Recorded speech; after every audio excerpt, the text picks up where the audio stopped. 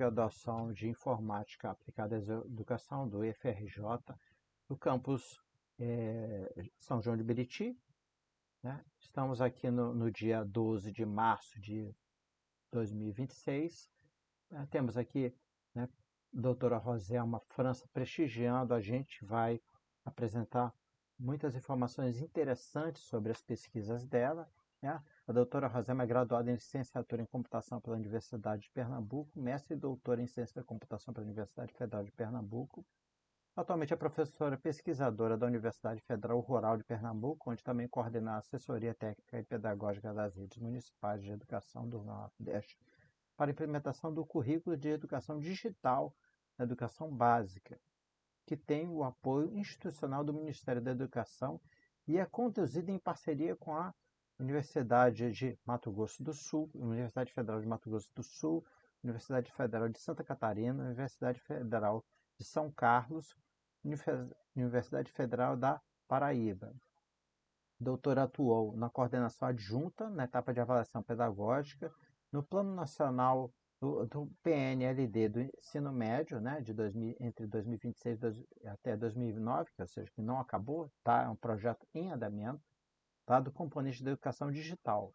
Ela também é integrante da Comissão de Educação Básica da Sociedade Brasileira de Computação, né, há 2 anos, pelo menos. Atuou no comitê gestor, né, da Comissão Especial de Educação em Computação, também já tem pelo menos quase 5 anos, e colaborou com a criação da rede de licenciatura em computação. Suas áreas de interesse incluem tecnologias educacionais e educação em computação, com foco em formação docente e na criação de materiais didáticos de computação para educação básica. O site pessoal www.falecomroselma.com. Então, é uma honra ter aqui a doutora Roselma. Ela vai iniciar aqui a apresentação. Estamos muito gratos, agradecemos já de antemão a presença dela e o que ela for começar, né, todo o conhecimento que ela vai compartilhar com a gente. Doutora Roselma, é um prazer e a palavra é sua. Obrigada, Santival, a Gilvan também pelo convite de estar aqui com vocês aqui nessa noite, né, nessa aula inaugural desse semestre letivo. Eu fico muito satisfeita quando recebo esses convites para dialogar com outros programas de outros estados, né? Acho que a pesquisa nos proporciona muito isso, conhecer muitas outras pessoas, né, que têm os mesmos interesses que a gente, que acabam, de algum modo, ampliando o nosso repertório, né, acerca do ensino de computação, da aplicação das tecnologias na educação. Bom, preparei aqui alguns slides para a gente, vou compartilhar aqui a tela com vocês. Desculpa por eu estar um pouquinho fonha, né? Estive semana passada em Belém, acho que a mudança climática acabei sentindo um pouquinho, né? Botei com gripe de lá.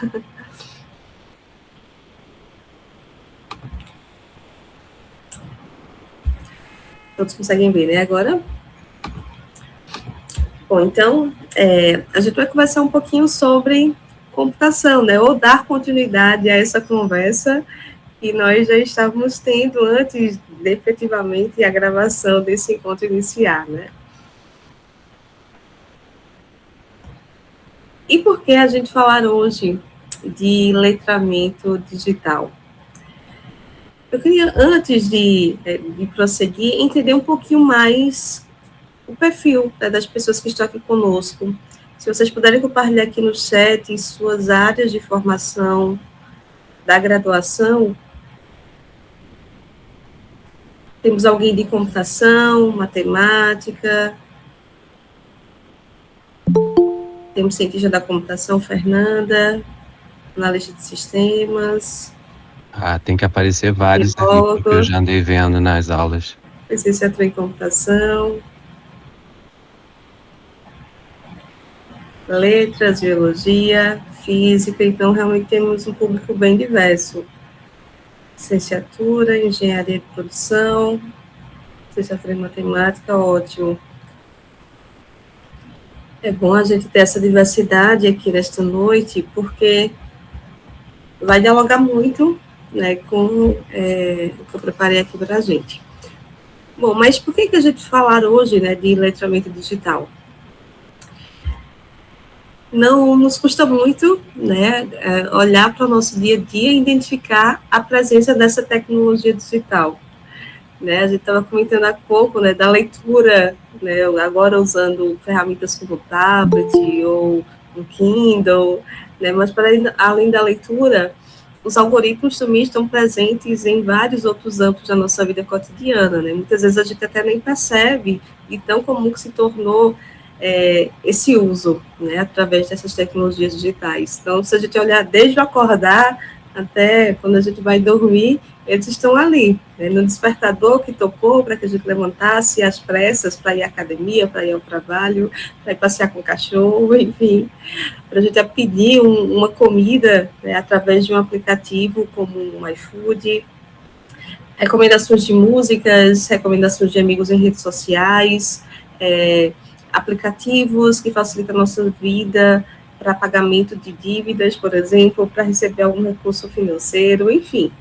De fato, várias atividades cotidianas hoje foram, né, estão cada vez mais sendo impactadas pela presença desses algoritmos nas nossas vidas. Então, considerando todo esse contexto, né, é importante que a gente entenda, né, que mundo é esse que nós estamos vivendo. E, ao mesmo tempo, isso carece de nós uma atenção especial, né, sobre que sujeitos nós estamos formando, né. E daí, quando a gente olha para pesquisas dessa natureza, que estão direcionadas a entender os impactos das telas na formação de crianças e adolescentes, alguns alertas, né, que valem a nossa atenção enquanto pais, enquanto professores, enquanto pesquisadores, enquanto tios, enfim. Então, inevitavelmente, né, o uso abusivo, excessivo dessas telas por crianças pequenas pode ter impacto, por exemplo, na privação social das nossas crianças e adolescentes, na privação de sono, né, muitas vezes isso acaba desregulando, né, o seu sono, impactando o seu desempenho escolar, por exemplo.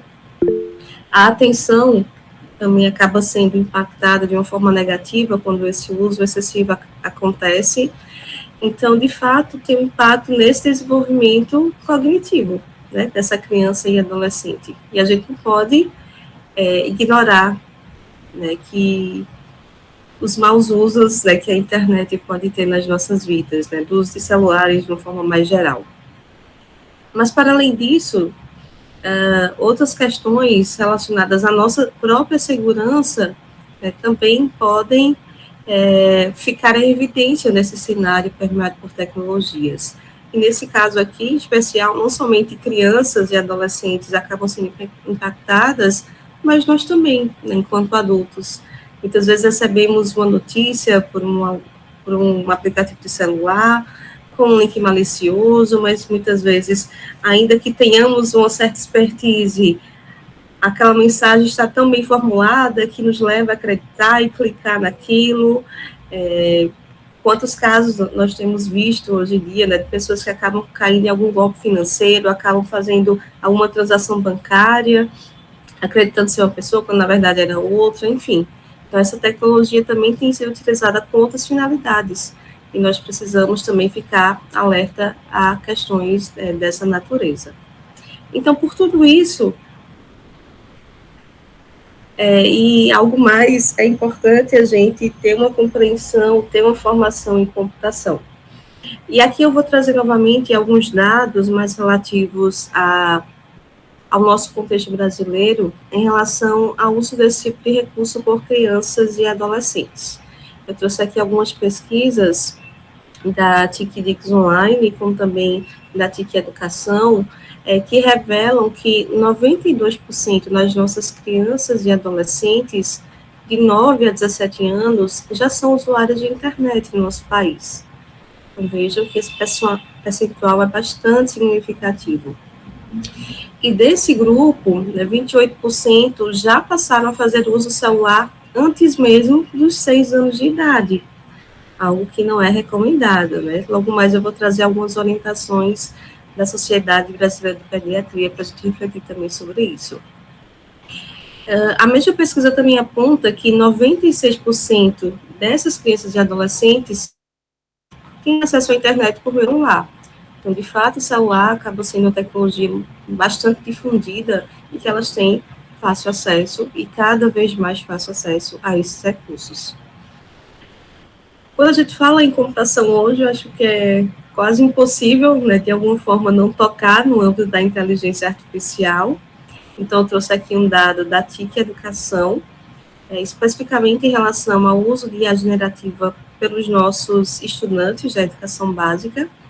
E essa pesquisa revela que no nosso país, 70% daqueles estudantes que estão na etapa do ensino médio já fazem uso desse tipo de recurso para fazer atividades escolares. Por outro lado, apesar desse número, né, que já é considerável, 70%, né, somente 33% informaram que os seus professores haviam ensinado esses estudantes a identificarem vieses nos conteúdos que são gerados por essas IAs generativas. Então, vejo assim, por um lado, a gente tem um uso cada vez mais constante, ainda é tímido o percentual de estudantes que têm feito um uso crítico dessas tecnologias. Então, esse dado, eu acho que merece nossa atenção, enquanto professores, enquanto pesquisadores. Então, por tudo isso, essa formação ética, criativa e responsável nesse mundo digital é extremamente necessária, não só no nosso país, como também no mundo. E falando nisso, eu trouxe aqui um panorama, né, sobre como é que está o ensino de computação nos diversos países. Vocês já conhecem esse mapa que traz esse panorama? Então, esse mapa, os autores buscaram justamente sistematizar as experiências curriculares de ensino de computação na educação básica. Na cor azul, tanto azul escuro, como também essa azul um pouco mais clara, estão aqueles países onde eles identificaram que computação já está presente na formação básica dos estudantes da educação básica. Então, muitos de nós, né, eu pelo menos não tive aulas de computação quando estava na educação básica, né, mas hoje, né, os estudantes já podem ter esse acesso. Na cor verde estão aqueles países onde computação também já está presente no currículo formal da educação básica, e essas aulas têm sido ofertadas ou no ensino fundamental ou no ensino médio. Na cor amarela estão aqueles países onde computação também já está estabelecida como uma política pública nacional. E aí vai depender do distrito ou do estado desse país. Na cor laranja estão aqueles países onde a gente ainda não tem uma política pública, né, nacional direcionada a essa temática, contudo, foram identificados que alguns estudos experimentais, alguns estudos pilotos que estão sendo conduzidos aqui nessas localidades. Então, isso quer dizer que esses países já identificaram, né, a importância dessas temáticas. Então, certamente, a partir dos estudos, dos resultados que estão sendo percebidos nesses estudos pilotos, isso pode se fortalecer em uma política pública nacional. E na cor cinza estão aqueles países onde os autores não identificaram evidências de políticas públicas nacionais tratando dessas temáticas. Percebam que o Brasil aqui está na cor azul, evidenciando que, enquanto nação, nós já temos política ou um conjunto de políticas que nos levam a ensinar a computação, né, como um direito de aprendizagem dos nossos estudantes da educação básica. Quando nós olhamos para a versão anterior desse mapa, o Brasil estava aqui na cor cinza, né, porque a gente, de fato, não tinha uma política pública nacional dessa natureza, mas nós conseguimos avançar nos últimos anos nessa direção, e hoje já podemos contar, se não ainda com a implementação, mas ao menos com a definição dessa política pública. Isso aconteceu particularmente a partir da Base Nacional Comum Curricular, que foi homologada lá em 2017 e 2018, que traz um conjunto de conhecimentos que os nossos estudantes do Brasil inteiro devem desenvolver ao longo da sua formação básica nas diferentes áreas de conhecimento. Então, aquilo, mais cedo vocês comentaram das suas áreas de origem, né, das suas áreas de formação base, então, biologia, letras, matemática, física. Então, a Base Nacional Comum Curricular traz esse conhecimento básico que todas as crianças e adolescentes precisam desenvolver ao longo da sua formação básica. E quando nós olhamos para a sua organização, é possível identificar que, além das competências e habilidades específicas de cada uma dessas áreas, esse documento também traz um conjunto de competências gerais, que deve perpassar toda a formação dos nossos estudantes. Várias dessas competências gerais, são 10 no total, acabam fazendo menção às tecnologias digitais, que nós estamos discutindo nessa noite, e eu destaquei aqui nesse slide, em especial, a competência número 5, né, que trata aqui da importância desse nosso estudante saber compreender, utilizar, como também criar tecnologias digitais de informação e comunicação.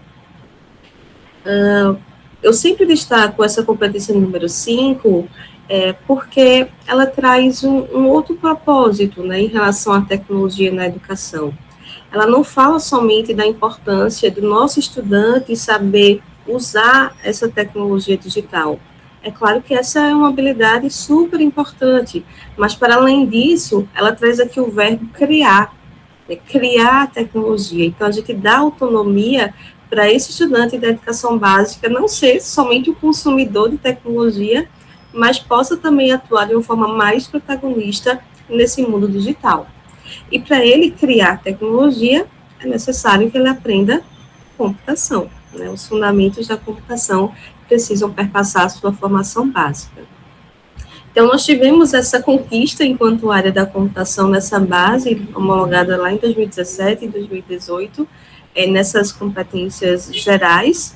Mas, para além disso, quando esse documento foi homologado, a sua resolução já previa que normas específicas seriam divulgadas, seriam produzidas para incorporar, para aprofundar ainda mais essa formação no nosso currículo formal.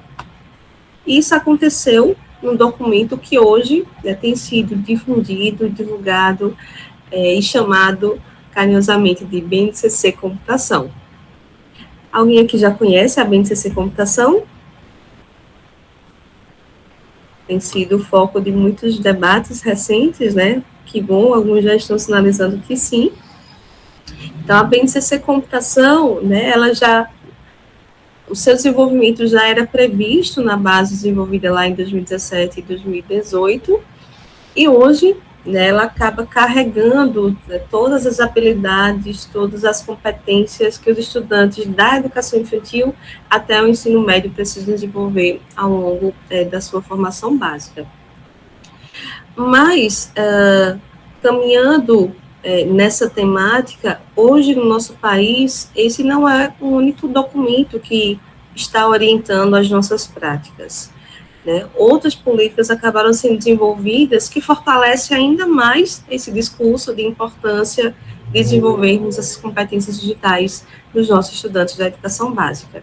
Então, um outro documento é chamado de Política Nacional de Educação Digital, a PNED, que foi sancionada em janeiro de 2023, né, e que é bastante ampla, né, ela não se restringe apenas ao ensino de computação, ao uso de tecnologia, mas o que eu queria fazer um destaque nela, em especial, é porque ela cria um componente específico, né, de educação digital no ensino fundamental e médio, alterando, inclusive, a LDB.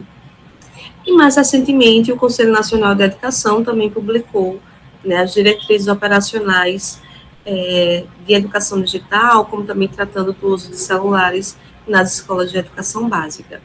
E essa diretriz em específico acaba trazendo também uma dimensão quanto ao prazo que as nossas redes devem considerar nesse processo de atualização curricular. Então, quando nós olhamos para essa diretriz, ela prevê que a partir deste ano, 2026, as nossas redes já precisam estar implementando esse currículo de educação digital. Então, fazendo aqui alguns destaques, né, em especial desses 3 documentos. Então, a BNCC Computação, ela amplia aquilo que já estava previsto lá na BNCC 2017 e 2018, no sentido de que ela traz a computação enquanto área de conhecimento, efetivamente. Então, não é somente favorecer os processos de ensino e aprendizagem das diferentes áreas usando tecnologia digital. Não é só isso. Isso continua sendo importante, mas esse documento acaba aprofundando a compreensão da computação enquanto área de conhecimento, e que esse estudante da educação básica tenha essa compreensão. Então, quando eu estou na minha formação básica, né, na minha formação na escola de educação básica, eu aprendo matemática, eu aprendo língua portuguesa, história, geografia. Isso não quer dizer que no futuro eu vá prosseguir sendo uma profissional daquela área. Aprendi matemática, não me tornei matemática. Aprendi história, não fiz uma graduação em história. E as outras áreas de conhecimento também foi assim. Então, a computação também vem nesse sentido. Então, ela chega no currículo da educação básica, mas não com a intenção de que esses estudantes saiam cientistas da computação. Então, o corpo de conhecimento que aqui foi definido, né, foi considerado assim como sendo base, que todas as pessoas precisam desenvolver ao longo dessa formação, da educação infantil até o ensino médio, sem que necessariamente sigam uma carreira nessa área de conhecimento. É claro que seria bem legal, né, que isso acontecesse, mas não, esse não é o propósito da BNCC Computação. E fazendo só um destaque, né, em relação à PNED que eu comentei anteriormente, ela alterou a LDB, a Lei de Diretrizes e Bases, então ela tem uma força gigantesca nesse sentido, por ter feito essa alteração, criando um componente intitulado de educação digital na formação dos nossos estudantes da educação básica. Então, veja assim, a relevância, né, desses documentos, dessas temáticas. Então, se aqui a BNCC estabelece o que a gente precisa aprender, a PNED traz um caminho. Como é que eu posso fazer isso? Como é que eu posso efetivar esse conhecimento na formação dos estudantes do ensino fundamental e do ensino médio?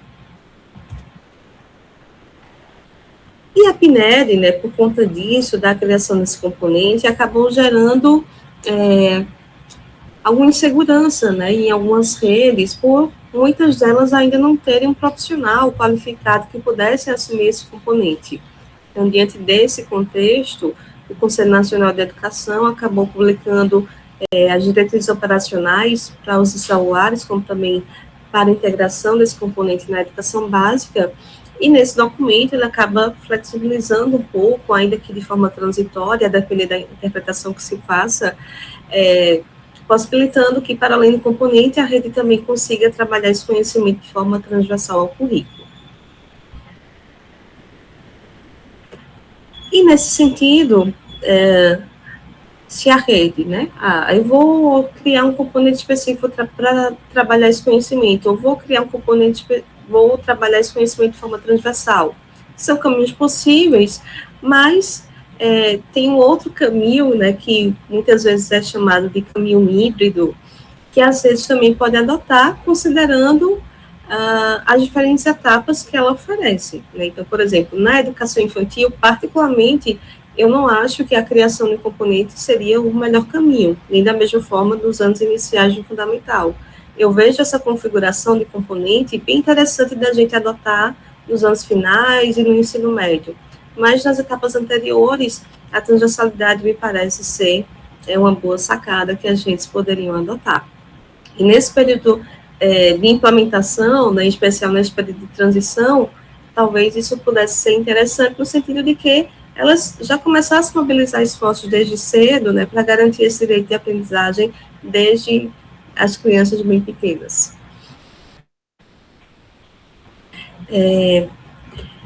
E aí, né, apesar de todas essas políticas públicas que foram estabelecidas nos últimos anos, a gente percebe que muitas redes ainda têm dificuldade, né, e eu acho que todas elas são muito válidas, né, são muitos desafios desse processo de implementação do currículo, mas é urgente também que a gente ressignifique um pouco essas práticas e busque incorporar, né, aquilo que foi definido nessas políticas.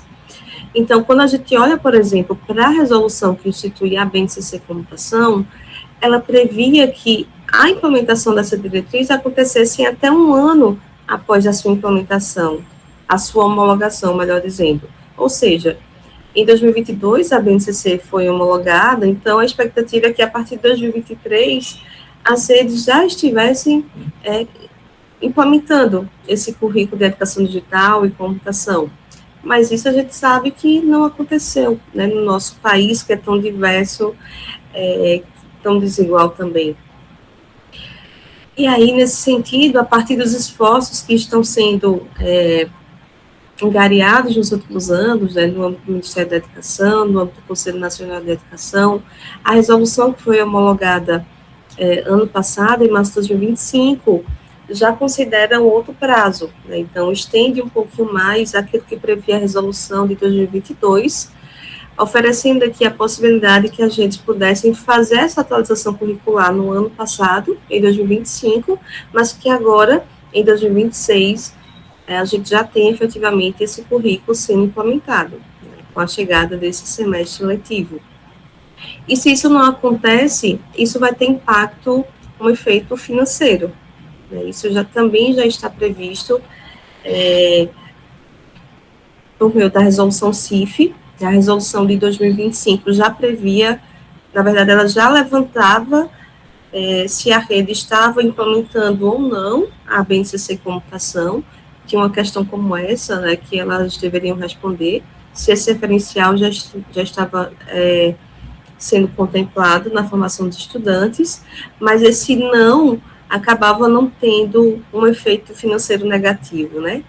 Esse diagnóstico aqui eu acho que era mais para ajudar o Ministério a compreender como é que está esse processo de implantação. Mas essa mesma resolução já prevê que se isso não acontecer a partir dos anos subsequentes, terá um impacto, né, desses recursos financeiros recebidos por meio do Fundeb, né? Então, a resolução deste ano, inclusive, achou publicada ontem, se não estou enganada, foi ontem, então as redes agora precisam comprovar no CIMEC que estão, né, já adequadas a essas diretrizes. Então, aqui são movimentos, né, que de alguma forma podem funcionar, podem engajar as redes nesse processo de implementação, dada a toda a importância que as tecnologias digitais cumprem hoje no nosso cotidiano e da importância da gente formar os nossos estudantes para que façam uso crítico, uso reflexivo, sejam também autores desse tipo de artefato. Então, quando a gente olha, né, em termos de implementação para as diretrizes do Conselho Nacional de Educação, né, e visando apoiar as redes nesse processo de implementação, que é permeado de desafios, ele acaba flexibilizando esse processo. Em que sentido? Quando nós olhamos para as etapas, né, da educação infantil até o ensino médio, é possível perceber algumas especificidades. Então, essa resolução prevê, por exemplo, que na educação infantil e nos anos iniciais do ensino fundamental, esse processo de implementação possa acontecer de forma concomitante.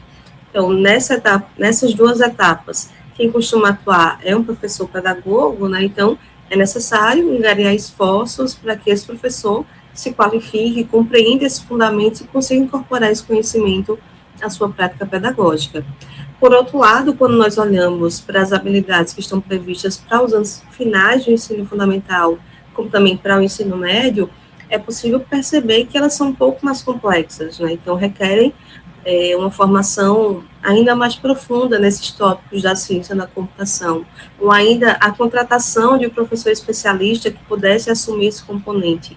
Então, diante dessa diversidade, dessa complexidade, é possível que a gente pensar nessa implementação ano a ano, né, por exemplo, seria uma alternativa para as redes que não tem esse professor ainda, né, mas ainda que aqui seja por ano, essa implementação por ano, é importante que em alguma etapa, né, seja iniciada ao longo desse ano de 2026.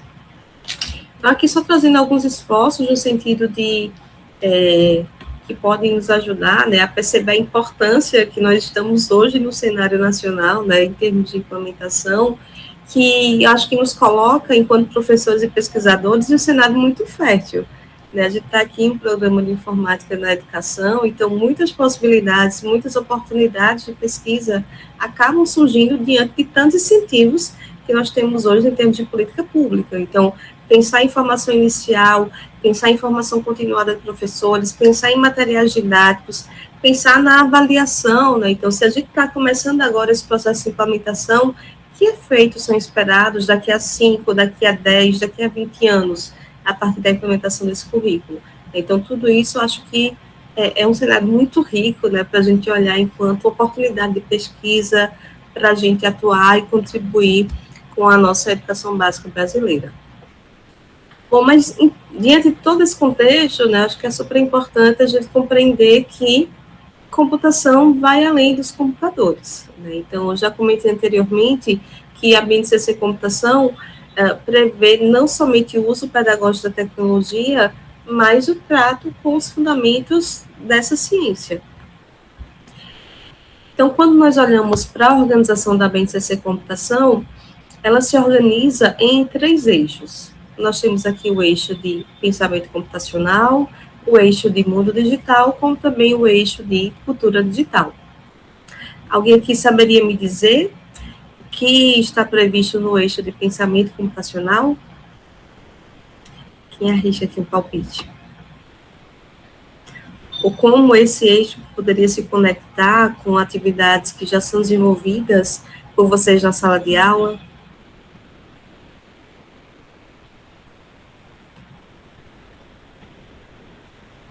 Não? Então, aqui, no eixo de pensamento computacional, eu vou ter aquelas habilidades que vão ajudar o meu estudante a resolver problemas a partir de técnicas da ciência da computação. Então, abstração, decomposição, reconhecimento de padrões, né, são técnicas que a gente trabalha quando está resolvendo problemas, né, na computação, e que o meu estudante, né, vai ter acesso, vai compreendê-las e vai poder usá-las para desenvolver as suas soluções, né? E essas soluções poderão ser representadas, por exemplo, por meio de um algoritmo, né? E esse algoritmo ele poderá futuramente automatizá-lo ou não, utilizando, por exemplo, uma linguagem de programação. Então, aqui seria, em essência, né, esse eixo de pensamento computacional. Então, aqui eu resolvo problemas a partir de técnicas da computação. No mundo digital, por outro lado, eu vou compreender como é que essa máquina funciona. Então, eu estou aqui em Recife, Pernambuco, vocês estão no Rio de Janeiro, né? Então, nós estamos aqui dialogando sobre essa temática de ensino de computação na educação básica, mas nós estamos fisicamente distantes. Então, como é que isso acontece, né? Isso não acontece como no passe de mágica, a gente tem ciência aqui por trás, temos ciência da computação, e os elementos aqui dessa área contemplados no mundo digital se relacionam muito, né, com a chamada como essa que a gente está tendo hoje. Então, estou tendo aqui acesso à internet de casa, né, para vocês também, para que a gente possa estar aqui conectado. Eu estou utilizando aqui um computador que armazena informações de formas diversas, né? Então, o processo de codificação dessa informação para ela ser processada, para ela ser armazenada, transmitida com segurança, né? Então, isso tudo aqui acaba sendo trabalhado no eixo de mundo digital. Já o eixo de cultura digital, a gente vai discutir junto com esses estudantes da educação básica sobre os impactos que a computação pode ter nas nossas vidas, na sociedade. Então, por exemplo, questões sobre cyberbullying, questões sobre ética, questões sobre segurança, sobre privacidade, o impacto ambiental, por exemplo, que a computação pode ter, questões... A gente estava discutindo anteriormente, né, sobre o uso de telas, né, e o impacto que isso pode ter no nosso desenvolvimento. Isso também poderia ser um tópico a ser abordado nesse eixo daqui de cultura digital. Então, é um eixo, assim, muito transversal, né, que acaba dialogando com várias outras áreas. É um olhar realmente social em torno da computação. Então, percebam que são eixos que se conectam entre si. né? Cada um acaba evidenciando algum campo da computação e todos eles são fundamentais para a formação das nossas crianças e adolescentes. Então, nesse processo de implementação da BNCC Computação, não é optativo as redes implementarem um eixo ou outro, sabe? Só vou implementar o eixo do pensamento computacional, ou somente o eixo de mundo digital. Isso não deveria acontecer, né? Porque todos eles, né, estão garantidos aqui na BNCC Computação e deveriam perpassar a formação das nossas crianças e adolescentes na educação básica. Tentando tornar um pouquinho mais lúcida essa compreensão em torno dos eixos, eu trouxe aqui um exemplo a partir de um aplicativo de comunicação que nós geralmente fazemos uso no nosso dia a dia. Então, aqui eu trouxe um símbolo do WhatsApp, mas considere que poderia ser qualquer aplicativo que tivesse uma configuração semelhante. Então, a partir de uma ferramenta como essa, como é que eu poderia explorar o eixo de cultura digital com o meu estudante? Aqui eu trago como exemplo questões sobre fake news. Então, eu estou fazendo uso de um aplicativo como esse, converso com muitas pessoas, recebo um áudio, recebo uma notícia, participo de vários grupos, né? Isso acontece com frequência geral nesses grupos, e às vezes eu recebo, sei lá, uma imagem que traz uma notícia que chama muita atenção, e eu acredito nela, e muitas vezes nem vou investigar se aquilo é verídico ou não, e vou sair propaganda entre os meus amigos, né, sem nem refletir sobre isso. E pode ser uma notícia falsa, né, pode ser uma imagem que foi manipulada, né, que está tendo denegrido, que está falando mal de alguém, de um ente querido, ou de um político, enfim. Então, se isso acontece, o eixo de cultura digital poderia ajudar o meu professor, o meu estudante, né, a refletir um pouco sobre esses impactos, né? Eu posso não conhecer a pessoa que está envolvida ali naquela notícia, mas aquilo tem um impacto na vida dela, né? Então, a gente refletir um pouco sobre isso é super importante. Então, questões como fake news e os impactos que ela pode ter na nossa sociedade poderiam ser evidenciadas a partir desse eixo cultura digital. Já no eixo de pensamento computacional, ele acaba sendo um pouquinho mais técnico. Em que sentido? Então, eu, enquanto usuária dessa tecnologia, não sei como ela foi concebida, né? Então, o eixo de pensamento computacional poderia resgatar um pouco sobre isso, né? Da lógica que foi necessária para a concepção dos algoritmos, né? Que acabaram oportunizando a criação de uma ferramenta dessa natureza. O meu estudante da educação básica vai criar uma outra ferramenta como essa, como o WhatsApp, o Telegram? Certamente não, né? Mas a ideia aqui seria de compreender minimamente como é que ferramentas dessa natureza podem ser concebidas.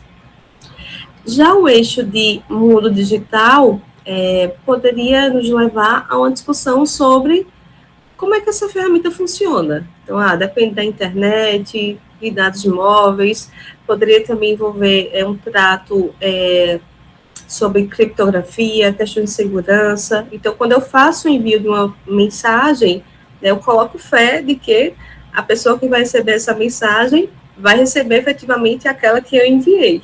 Mas nesse processo de transmissão de dados, né, existe novamente ciência da computação ali envolvida, né, para armazenar essa informação, para transmitir.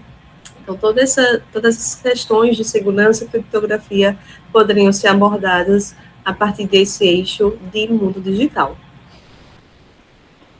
Certo? Deu para compreender bem? Então, avançando aqui um pouquinho, né? Então, quando a gente fala em BNCC Computação, é importante a gente ter essa compreensão, especialmente considerando, né, os impactos que as telas podem ter na formação das nossas crianças e adolescentes quando usadas de forma excessiva. Então, anteriormente, nós vimos, né, já algumas pesquisas que têm tratado sobre isso, e eu trago aqui também um dado da Sociedade Brasileira de Pediatria que reforça ainda mais, né? Então, essa sociedade orienta que a exposição a telas seja evitada, por exemplo, a crianças menores de 2 anos.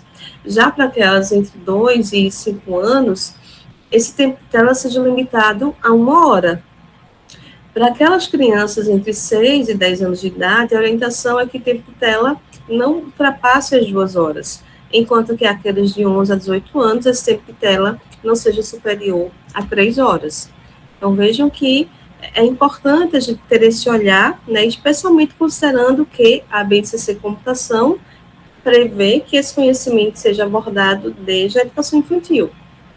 Então, como é que a gente pode favorecer, né, o ensino de computação em um cenário como esse, né, considerando todas essas orientações? E, além disso, né, como é que a gente pode promover a BNCC Computação em um cenário, né, como um Brasil diverso como esse, que não tem, em todas as suas escolas, acesso a essas tecnologias, acesso à internet? Quando a gente olha para os dados do Censo Escolar 2024, por exemplo, em especial na região norte, é notório que muitas escolas têm pouca disponibilidade de acesso à internet. E a computação precisa ser trabalhada também nessa região, nessas escolas. Então, como é que a gente pode fazer isso? Como é que a gente pode garantir esse direito de aprendizagem, né, de computação de norte a sul do Brasil?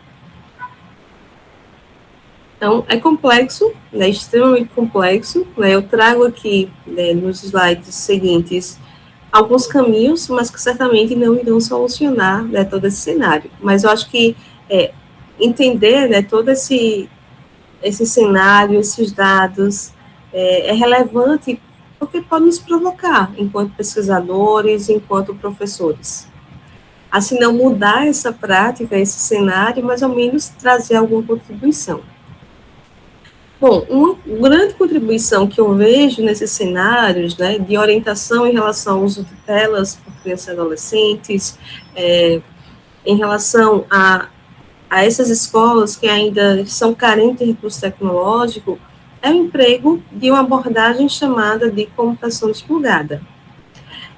Não acho que a computação expurgada deveria somente ser usada por aquelas escolas carentes de recurso tecnológico.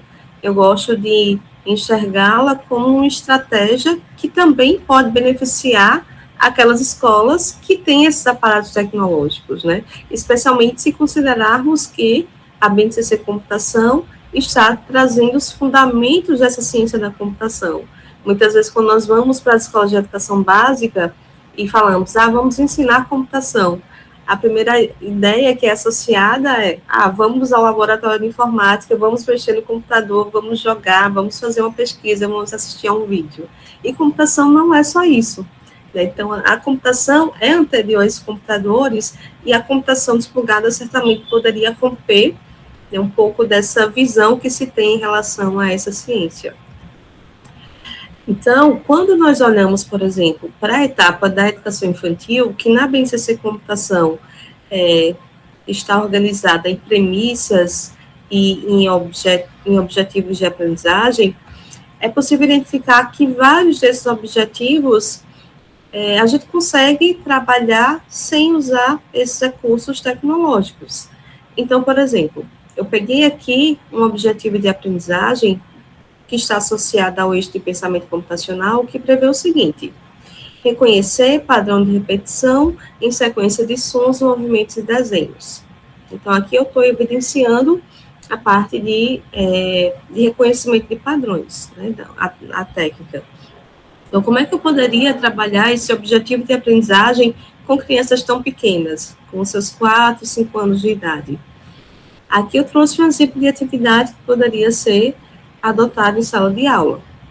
Então, aqui nesse exemplo, nós temos um menino que está escovando os dentes, depois uma menina também escovando os dentes, depois um menino, a menina, o menino, e na sequência aparece aqui um círculo na cor azul, né, para a gente complementar. O que é que vem a seguir?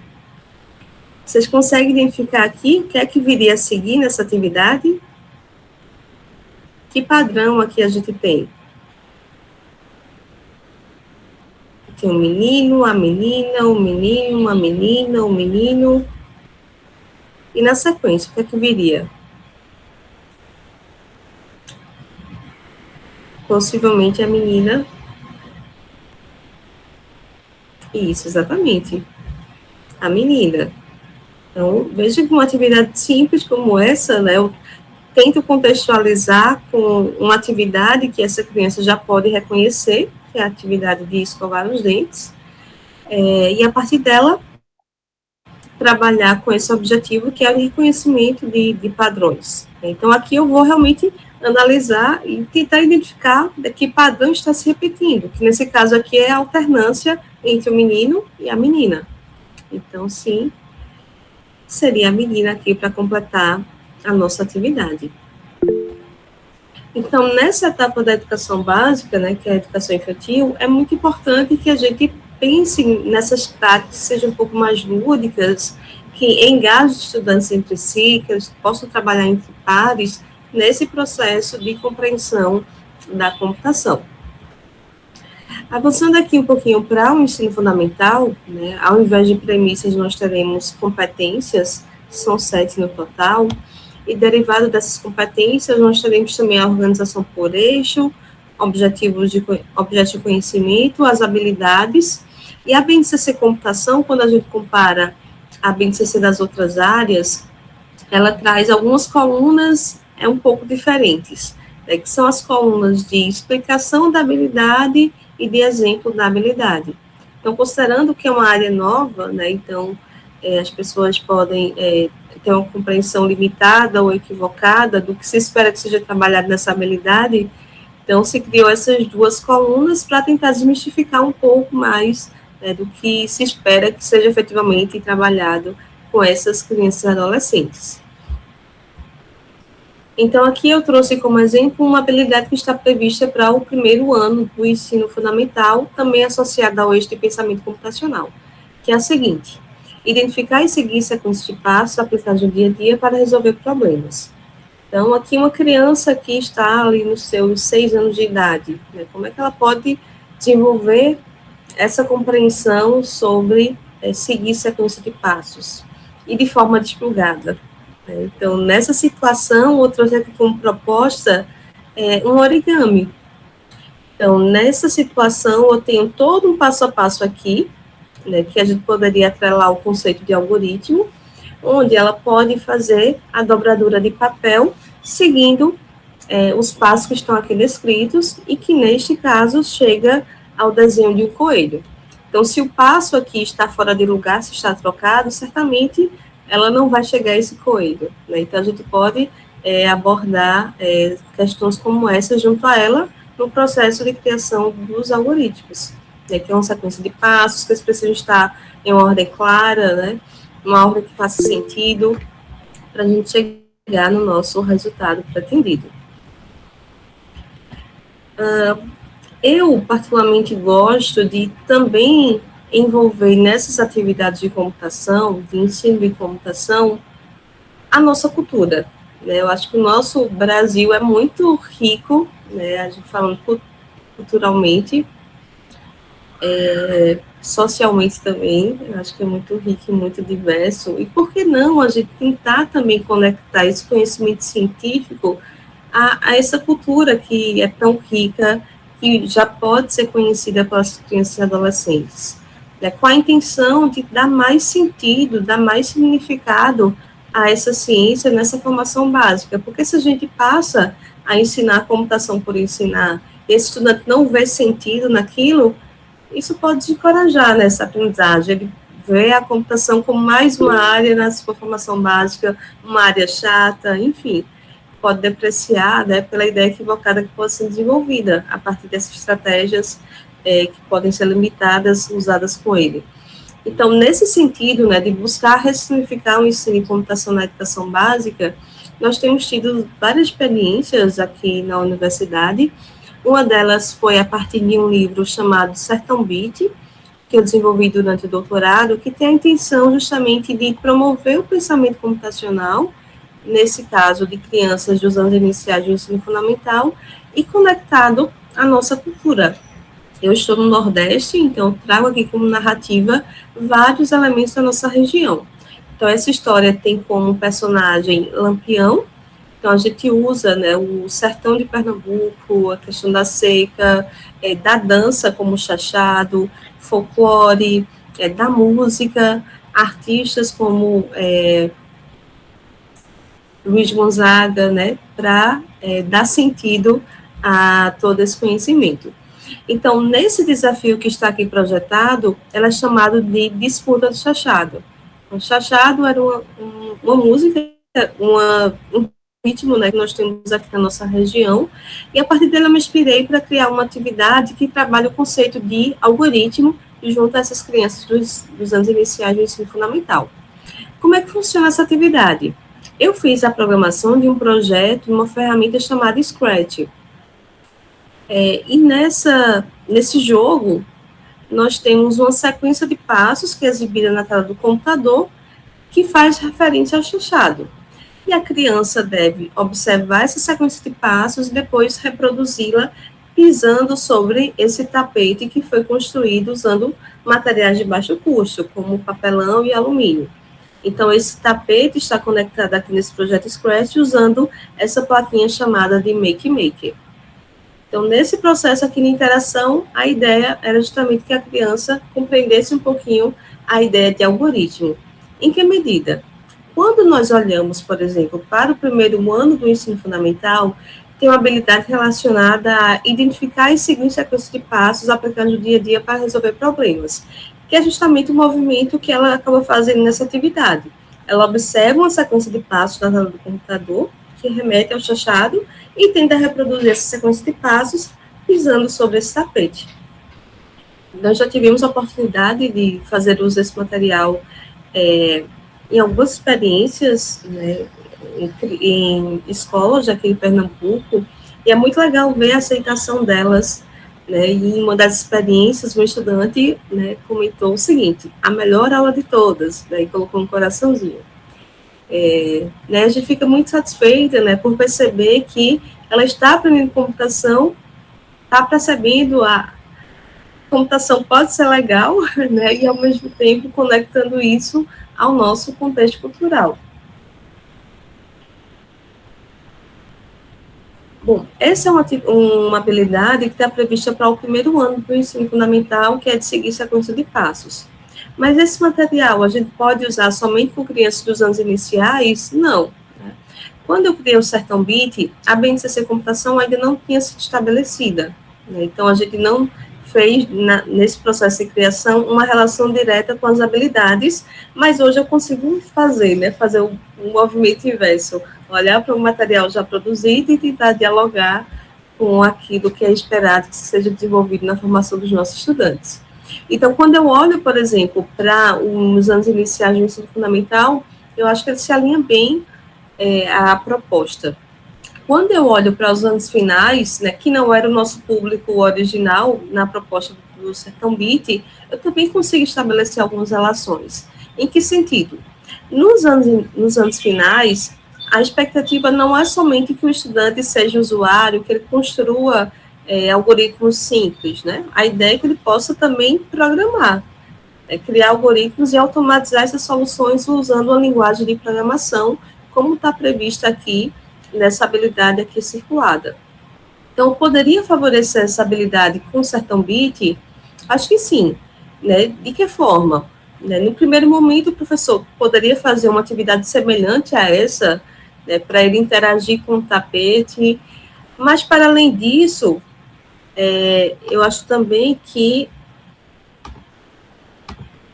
ele poderia junto ao estudante, abrir o código para ele compreender como é que o Sertão Beat foi construído, como é que a disputa do chachado foi programada, né? E quem sabe ele pudesse fazer alterações nesse código, ou fazer a programação de um outro ritmo musical, por exemplo, para que os seus pares pudessem também interagir.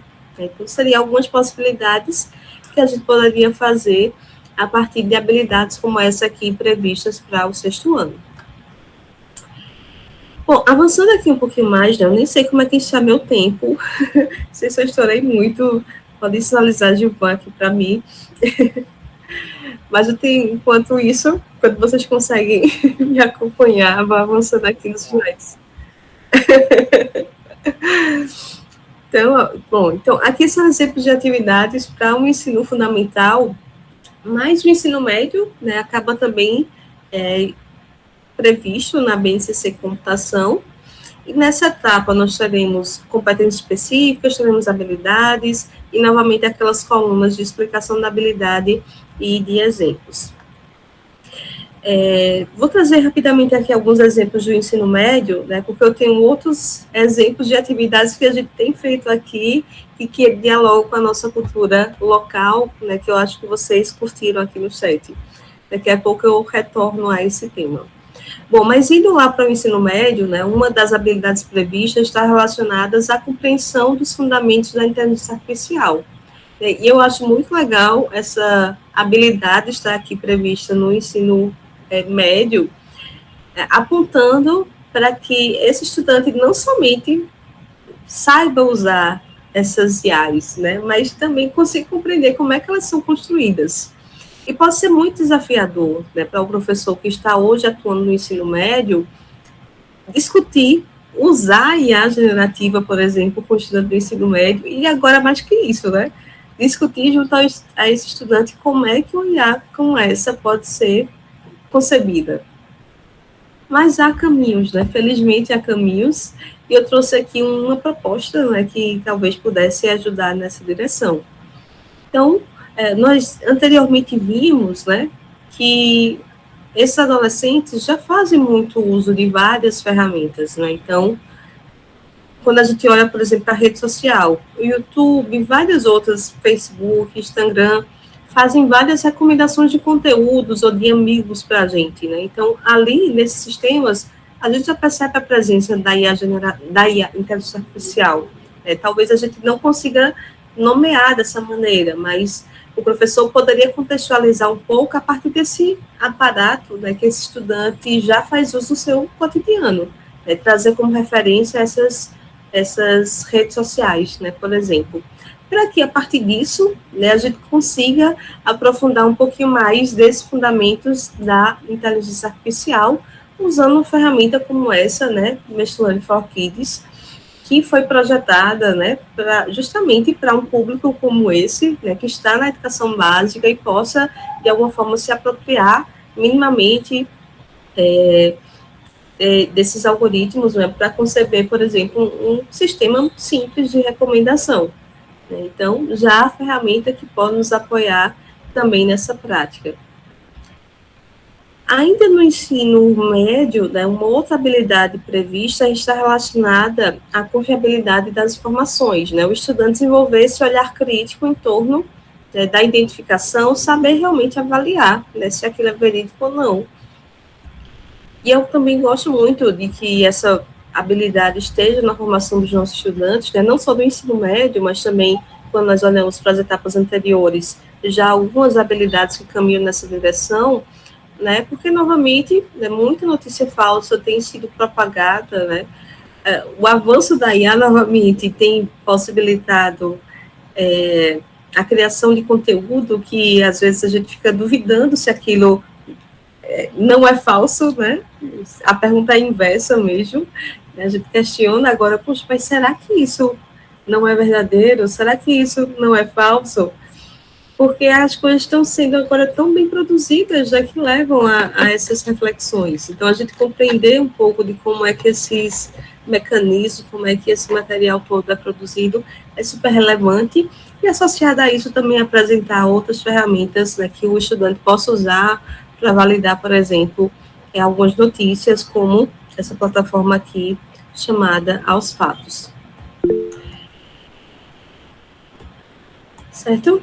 Bom, então, isso é um resumo, né, do que está previsto lá na BNCC Computação, então, trazendo habilidades para cada uma dessas etapas, e para apoiar as redes de ensino nesse processo de implementação da BNCC Computação, o Ministério da Educação publicou, ano passado, um guia, né, chamado de Guia de Educação Digital e Midiática, como elaborar e implementar o currículo nas escolas.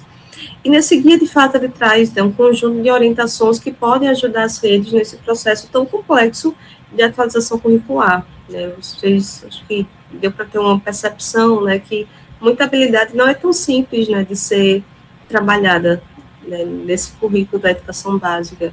Então, essas orientações, eu acho que são extremamente necessárias para apoiar as redes nesse processo de atualização curricular. Mas o destaque que eu queria fazer desse documento é que ele traz algumas orientações em relação às etapas. Então, por exemplo, na educação infantil, ele incentiva que sejam trabalhadas atividades desplugadas, ou seja, sem o uso do computador e suas tecnologias associadas. E mais que isso, que nessa etapa também, de alguma forma, a família esteja envolvida, né? Em especial porque o comportamento da família também acaba impactando na forma como essa criança vai lidar, vai se relacionar com essa tecnologia digital. Então, se o currículo, de algum modo, puder contemplar essa dimensão, é extremamente importante. No ensino fundamental, em especial nos anos iniciais, há uma orientação de que esse conhecimento seja, de algum modo, entrelaçado ao processo de alfabetização e de compreensão dos conceitos matemáticos, né? Porque a criança, novamente, está desenvolvendo ali habilidades extremamente relevantes, né, para a sua formação básica. Então, buscar associar esse conhecimento que chega àquilo que ela está construindo, né, é extremamente relevante. Além disso, questões como segurança e direitos digitais, também orientado que seja aprofundado, e em especial para as crianças que estão no ensino final, ensino fundamental, anos finais, que habilidades, competências relacionadas à criatividade e criticidade sejam também fortalecidas. Já no ensino médio, que as técnicas computacionais que foram abordadas ao longo dessa formação básica sejam aprofundadas, e além disso, né, essas questões como os riscos sociais das tecnologias, o olhar crítico, os aspectos éticos relacionados à concepção dessas tecnologias também sejam abordados nesse processo. Bom, e aí, considerando essas orientações do Ministério, né, e eu concordo em especial com essa parte de segurança digital na educação, nos anos iniciais do ensino fundamental, porque nós vimos anteriormente as orientações quanto a evitar o uso excessivo de telas por esse público, né, mas ao mesmo tempo, o evitar o uso de telas, na minha perspectiva, não é não discutir essas telas, ou não discutir o impacto dessas telas nas nossas vidas. Em especial porque, né, se a criança não tem acesso à tela e não compreende os perigos que estão ali, né, por trás dela, quando ela estiver frente a frente, ela pode estar, digamos, numa zona de perigo, né? Então, é muito importante, na minha perspectiva, de que, apesar de que a gente possa evitar esse uso de tela, a gente não evite uma discussão sobre, por exemplo, questões de privacidade e segurança online para essa criança, para que ela tenha mais autonomia quando estiver efetivamente fazendo uso desse tipo de recurso tecnológico. E, nesse sentido, né, nós temos produzido aqui na universidade, né, por meio de alguns projetos, materiais que buscam justamente tratar essas temáticas de segurança e privacidade online para crianças que estão nos anos iniciais do ensino fundamental. Um desses materiais produzidos foi intitulado de Aventuras Digitais, Tornando-se um Cidadão Online. Ele se organiza em capítulos e cada um deles acaba evidenciando uma temática diferente dessa área. Ele é constituído de atividades desplugadas e plugadas, e para além da versão do estudante, nós também acabamos produzindo um material de apoio para o professor, né? E aí, nesse material do professor, ele tem um formato de sequência didática, né, justamente para apoiar o professor no entendimento dessas habilidades e como é que ele poderia fazer um bom uso desse recurso em sala de aula.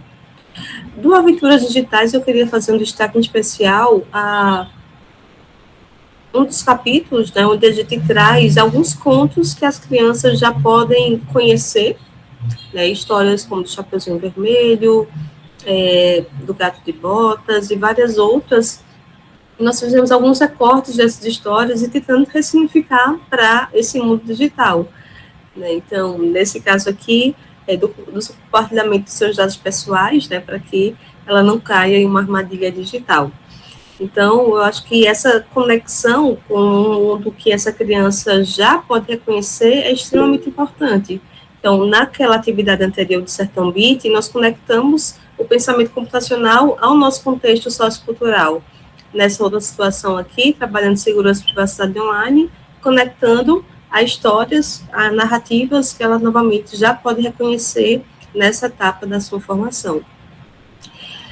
Então, além do Aventuras Digitais, né, um outro material que nós produzimos foi o Gato de Botas na Era Digital, né, também direcionado a essas crianças tão pequenas, né, e para discutir novamente essa questão de segurança e privacidade online.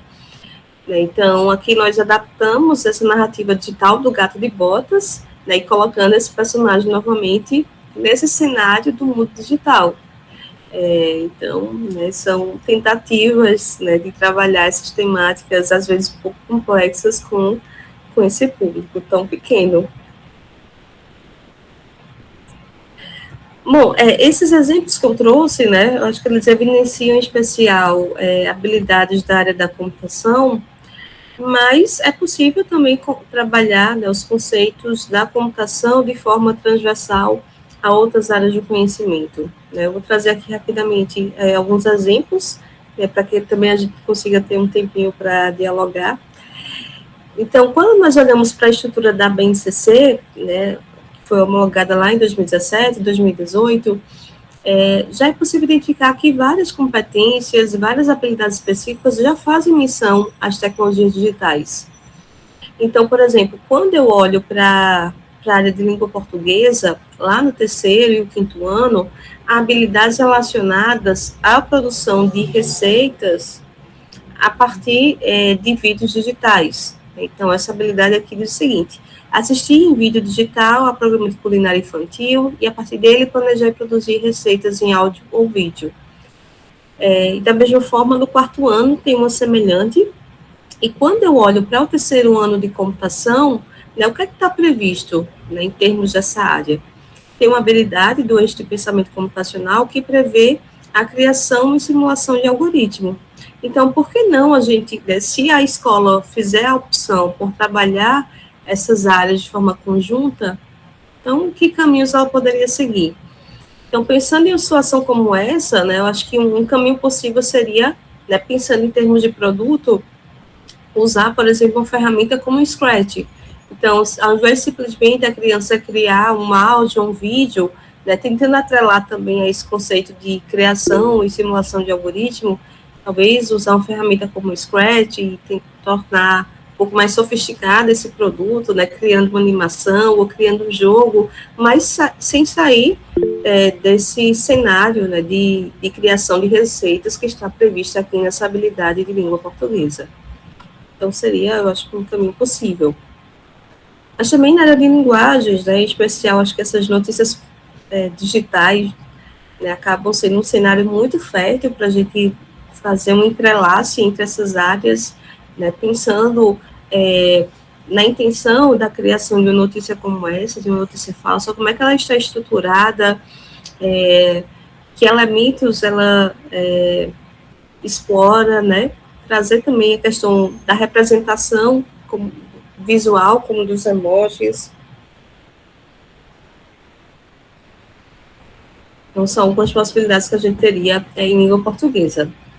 Na arte também, eu acho que também seria possível a gente fazer essas conexões, e daqui eu trago como referência novamente o Sertão Beat, porque nesse livro nós acabamos explorando vários elementos, de fato, regionais e várias representações. Então, nós temos a atividade onde o estudante precisa programar, efetivamente, tem atividade onde ele vai manusear artefatos físicos para resolver problemas, tem atividade onde ele vai mover o corpo para resolver problemas. Então, a gente acabou bebendo muito da fonte da psicologia, né, em especial da cognição corporificada, para estabelecer os desafios, para estruturar as atividades aqui propostas, mas trazendo aqui essa conexão com a arte, né, então, em um dos desafios é proposto que esse estudante crie uma estilogravura, né, que tem conexão com a narrativa, porque essa estilogravura depois ele fará uso para fazer a programação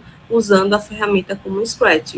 Né? Então, veja que é possível a gente dialogar, né, com essa diversidade. Às vezes a gente ouve, né, a computação está chegando, quem é que vai sair do currículo? Há caminhos, né, que são possíveis, que necessariamente a gente precisa tirar de outros para acomodar a computação. Avançando aqui um pouquinho mais, com a área de ciências humanas, aqui também eu acho que é um terreno muito fértil, né, em especial com esse olhar mais humano, esse olhar mais ético em relação a essas tecnologias digitais. Então, nós já discutimos anteriormente questões sobre os de redes sociais, de vigilância e de dados pessoais. Então, aqui eu acho que, de fato, a gente precisa, né, ouvir pessoas de outras áreas, né, nós, enquanto pessoas da computação, né, para discutir caminhos, discutir soluções, né, para todo esse cenário complexo que essas tecnologias digitais acabam nos colocando. Outras possibilidades também interdisciplinares da computação, né, que a gente tem vivenciado aqui, é a partir da criação de circuitos, né, circuitos eletrônicos em papel. Essa experiência especial a gente tem vivenciado aqui com os estudantes da licenciatura em computação, né, eu atuo nesse curso, então formo professores que irão ensinar computação na educação básica, então busco que na minha prática eles tenham essa vivência de como é que vão ensinar computação nesses espaços, porque se ele não tem essa formação, se ele não tem essa vivência na universidade, dificilmente ele vai conseguir, né, pensar num desenho didático que pode ser efetivo para aquele estudante da educação básica. Eu acho que ter essa experiência é importante para ele conseguir reproduzir, para ele conseguir ressignificar quando estiver em campo.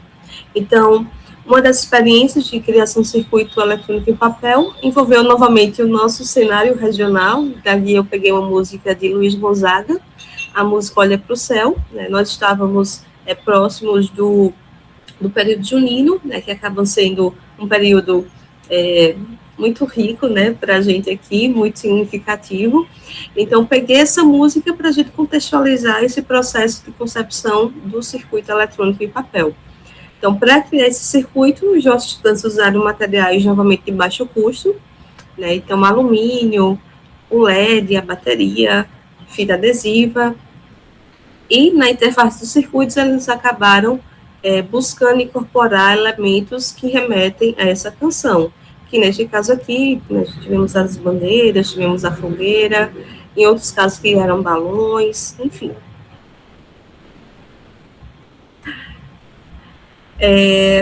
Também nós criamos circuitos associando as narrativas de povos indígenas do nosso estado, né? Então, nós levamos para a sala de aula algumas narrativas criadas pelos povos originados aqui de Pernambuco, e foram selecionadas algumas. Essa daqui é uma que trata de um papagaio, e eles tentaram representar um pouco dessa narrativa na interface desse circuito, e colocar aqui um LED em algumas partes dessa interface. Então, vejam que aqui, né, como esse circuito foi concebido, né, então é realmente usando material de bem baixo custo, papel alumínio, está conduzindo a eletricidade, aqui a gente tem um LED, aqui a bateria, e basicamente é isso que eu faço funcionar. Também é possível a gente, com essa mesma atividade, atrelar a computação com competências socioemocionais, por exemplo. Então, no caso desse circuito aqui, eu criei quando a gente estava começando o nosso semestre letivo, e daí fiz o meu próprio circuito, né, sinalizando que eu estava feliz com aquela retomada do semestre letivo, e queria entender um pouco também do sentimento dos nossos estudantes em relação àquele período. Alguns acabam representando que já estavam cansados, né, logo no início, outros que estavam ansiosos, outros que estavam inseguros, enfim. Então, uma atividade como essa também acaba sendo uma porta para a gente dialogar sobre outros temas, para entender um pouquinho mais das perspectivas dos nossos estudantes, e atrelando a isso um pouco a esse conceito de computação.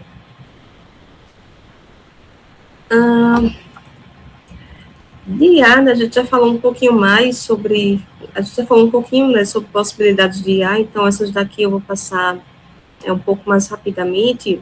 Então, como é que a gente poderia usar desenvolver essas habilidades que estão previstas na BNCC Computação, em especial na cultura digital, no mundo digital e no pensamento computacional, usando uma inteligência artificial. Então, retomando aqui aquele eixo de cultura digital, né, ele reflete muito sobre o impacto da computação na sociedade. Então, por que não a gente se apoiar em uma inteligência artificial generativa e buscar entender como é que uma notícia falsa é produzida, por exemplo? Então, a gente poderia incentivar os nossos estudantes, né, a fazerem um exercício similar a esse, e nesse caso aqui que está representado nesse slide, eu fiz um pouco disso, né, pedi que uma IA generativa me contasse uma mentira sobre ensino de computação na educação básica, como se fosse verdade, e pedi que ela fosse convincente. E na sequência, né, segundos depois, ela me trouxe essa mentira, e depois de ela ter trazido essa mentira, eu pedi que ela me detalhasse quais elementos, né, dessa narrativa, desse texto que ela criou, eram falsos. Aí, novamente, ela trouxe todo aqui um detalhamento. E dessa interação, né, eu poderia buscar compreender como é que essa notícia foi estruturada, né? Então, seria uma forma do estudante talvez até atrelar com a área de língua portuguesa para eu entender realmente a construção dessas narrativas, né? E compreender isso a partir da interação com uma IA generativa. Então, isso seria uma forma da gente trabalhar com esse eixo de cultura digital. No eixo de mundo digital, né, como é que a gente novamente poderia fazer o uso de uma IA generativa e trabalhar com um eixo como esse? Então, esse eixo, como nós vimos anteriormente, é um eixo que está mais relacionado ao entendimento de como a tecnologia digital funciona, de como os computadores funcionam. Né? Então, a partir de uma IA generativa, eu poderia, por exemplo, refletir com os meus alunos sobre, por exemplo, o sistema de refrigeração, né, para manter esses servidores, né, ativos. Né? Então, eu peguei aqui um trechinho de uma notícia que saiu há pouco tempo, que estimava que a cada comando de IA com 100 palavras, né, é necessário aproximadamente uma garrafa de água. Então, muitas vezes a gente faz uso de uma IA generativa e nem imagina, né, como é que ela funciona e o impacto que ela pode causar no meio ambiente, por exemplo. Né? Então, aqui seria uma janela, uma porta de entrada para uma discussão dessa natureza. Avançando aqui um pouquinho mais, né, para o eixo de pensamento computacional, trago aqui como proposta o professor incentivar que o estudante use uma IA generativa para criar um algoritmo. Né? Então, eu acho que para a gente que está em sala de aula é muito desafiador essa questão de avaliação da aprendizagem, porque muitas vezes as avaliações que a gente acaba elaborando são passíveis de copiar e colar o enunciado em uma IA generativa e a resposta ser retornada na íntegra. Daí a gente fica pensando, poxa, e agora? Né? Vou dar 10 para o meu estudante, ele sabe tudo agora. Mas que caminhos a gente pode seguir diante de um contexto como esse, né? Então, aqui eu deixei algumas sugestões, né, que nesse caso seria, o estudante vai poder pegar esse enunciado, jogar lá na generativa e ela trazer o código na íntegra. Isso pode acontecer, como eu fiz aqui, eu pedi que ela criasse um programa que somasse 2 números em Python, e ela fez isso muito bem. Né? Mas o que é que o estudante vai fazer com essa entrega que a IA já está fazendo tão bem? Então, acho que são outras atividades, né, que nós, enquanto professores, acabamos sendo desafiados, né, a fazer, a refletir diante desse cenário.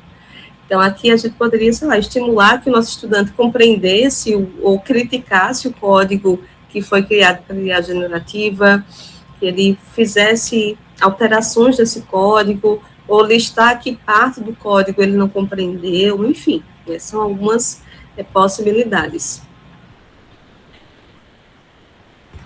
Avançando aqui um pouquinho mais, né, e daí acho que é já um dos últimos slides que eu trouxe aqui, todo esse movimento, né, então acho que já deve ter ficado evidente para vocês, né, que nos leva a não somente sermos usuários dessa tecnologia, né, mas também sabermos olhar para ela de uma forma mais crítica, né, que a gente possa ressignificar essas tecnologias.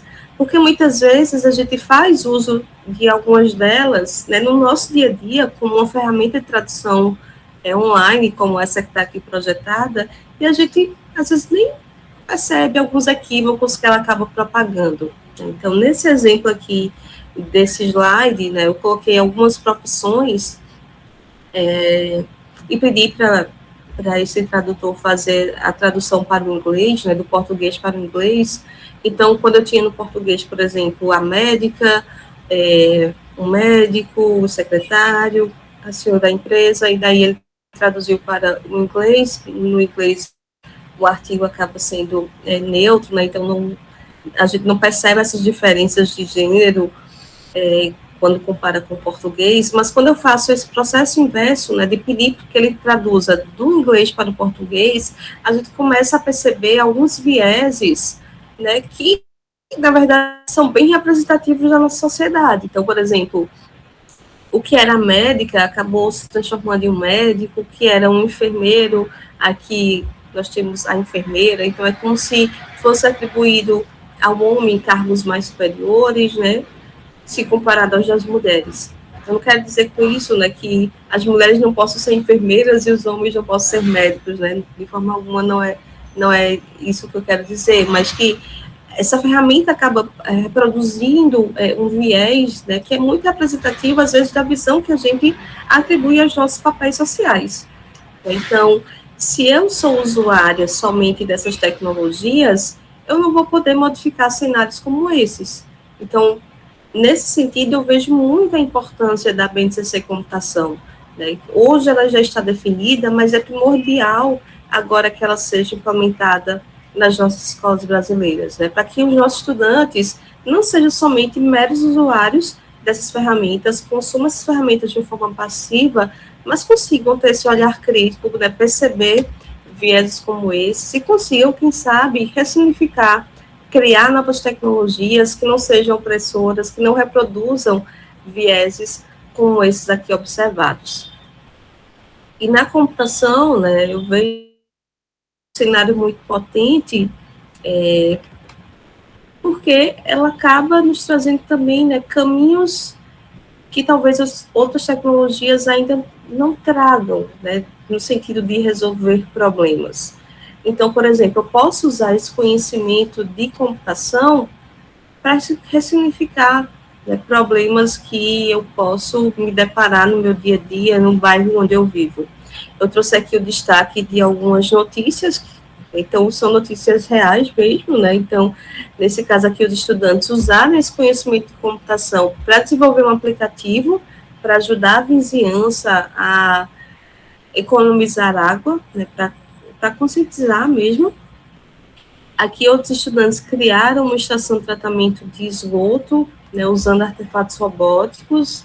Aqui, outra experiência, os estudantes criaram um jogo digital, né, para preservar a memória cultural de uma tribo do Acre. E outros estudantes aqui usaram esse conhecimento de computação para criar um aplicativo para fazer denúncias contra a mulher. Então, vejo que não é somente aprender computação por aprender, né? A gente, dependendo de como seja direcionado, né, esse currículo que está chegando agora às escolas, a gente pode ter resultados muito significativos, muito potentes, né, que tem impacto na nossa vida pessoal, mas também na nossa vida em comunidade.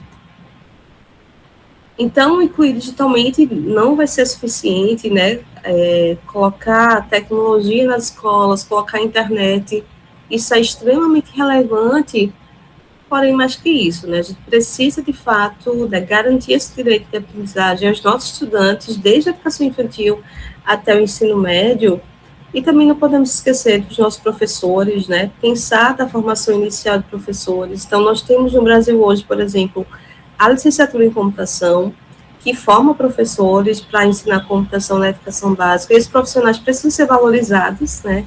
Mas também a gente precisa olhar para outros cursos de licenciatura, para que eles também compreendam, né, esse novo currículo, né, em especial os cursos de pedagogia, dado que a BNCC Computação prevê que esse conhecimento seja abordado desde a educação infantil.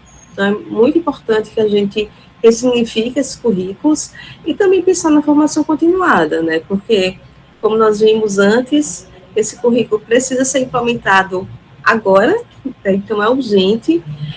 Ainda não temos profissionais com formação específica que atendam a toda a demanda que nós temos no nosso país. Então, olhar para aqueles professores que já estão em serviço também é extremamente necessário.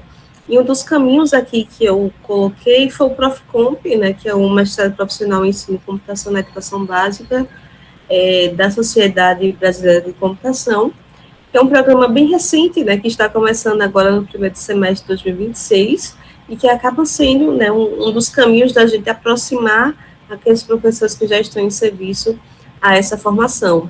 E vocês também, né, que estão aqui no programa de informática na educação, também se juntam, né, e fazem ainda mais força, né, nesse movimento de apropriação desse conhecimento científico, fortalecendo ainda mais esse processo de implementação. Bom, nesse slide eu fiz um destaque de algumas ações que estão sendo feitas pelo Ministério da Educação, né, para apoiar as redes de ensino nesse processo de implementação.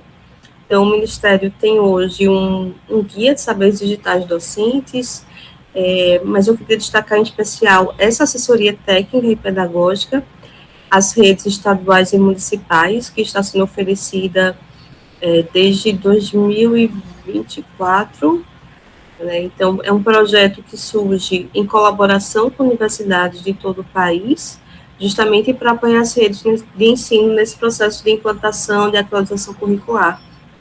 Então, agora na assessoria, né, que ela se efetiva por meio de um curso de especialização, nós já estamos nos encaminhando para o encerramento dela, para a última disciplina, que é justamente de criação desse plano de educação digital. E aí, aqui no Nordeste, né, a gente está liderando esse processo, né, em colaboração com tutores dos nossos vários estados, né, a nossa região é muito grande, né, então eu acabo contando com uma equipe também grandiosa nesse processo de assessoria. Também eu acho que vale reforçar que o Programa Nacional do Livro Didático agora já está contemplando obras específicas da nossa área, né. No PNLD, as obras estão sendo chamadas de Educação Digital e Midiática. Então, o último edital do ano passado, né, foi do ensino médio, que selecionou as obras que estarão chegando às escolas ao longo deste ano de 2026. E do mesmo modo que no ensino médio, o ensino fundamental também será contemplado. Então, no próximo ano, devem chegar às escolas as obras dos anos iniciais do ensino fundamental. Então, esse guia eu já comentei anteriormente, né? E outra plataforma que o Ministério tem hoje é a MEC-RED, como também a AvaMec, que dispõe de recursos, como também de cursos online, né, autoinstrucionais, que podem ser feitos por qualquer pessoa, né, bastando fazer um cadastro. E daí, nessas plataformas, não somente materiais da nossa área estão disponíveis, mas também das demais.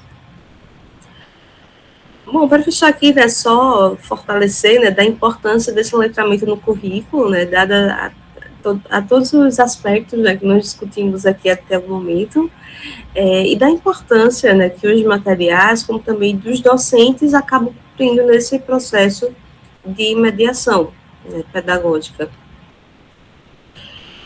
Deixo aqui para vocês como referência alguns eventos, algumas revistas dessa área de educação em computação, como também de informática na educação.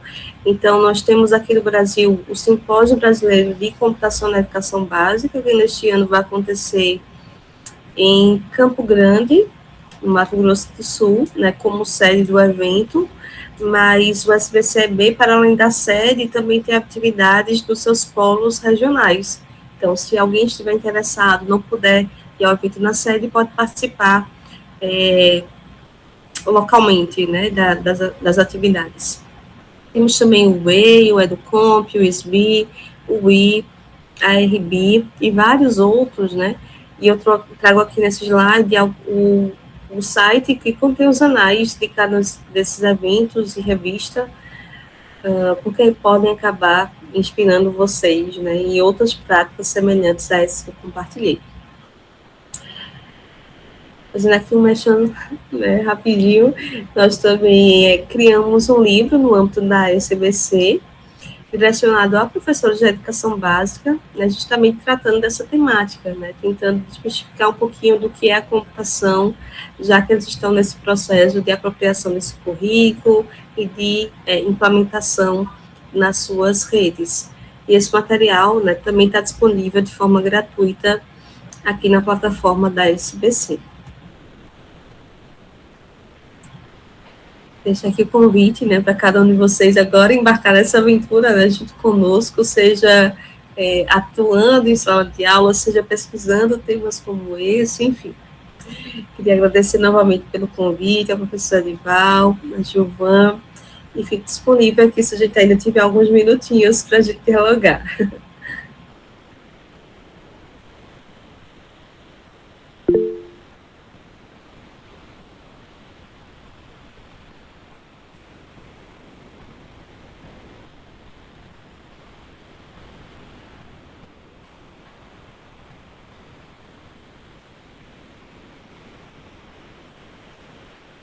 Ó, eu tô quietinho aqui porque tô vendo se a turma quer perguntar alguma coisa pra Roselma e tal. Porque se deixar, eu vou ficar aqui até meia-noite discutindo um monte de coisa legal, e aí não dá, né? Aí, se alguém quiser comentar alguma coisa aí, pessoal, aproveite a chance.